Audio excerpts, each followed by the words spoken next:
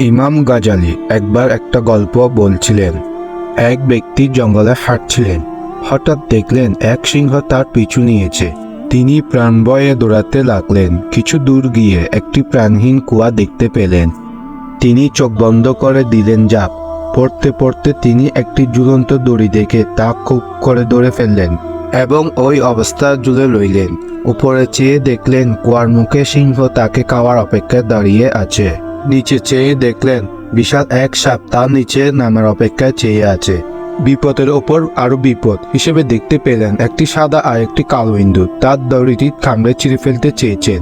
এমন হিসমিস অবস্থায় কি করবেন যখন তিনি বুঝতে পারছিলেন না, তখন হঠাৎ তার সামনে কুয়ার সাথে লাগোয়া গাছের একটা মোচাক দেখতে পেলেন।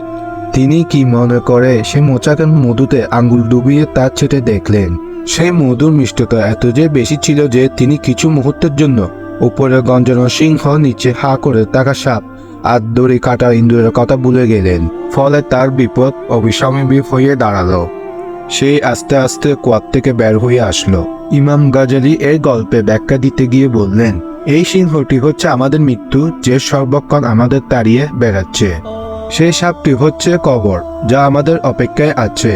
দড়িটি হচ্ছে আমাদের জীবন, যাকে আশ্রয় করে বেঁচে থাকা। সাদা ইঁদুর হলো দিন আর কালো ইঁদুর হলো রাত, যারা প্রতিনিয়ত ধীরে ধীরে আমাদের জীবনে আয়ু কমিয়ে দিয়ে আমাদের মৃত্যুর দিকে নিয়ে যাচ্ছেন। এই ছোটমুখী ভয়ানক বিপদের কথা ভুলে যাওয়ার বাধ্য।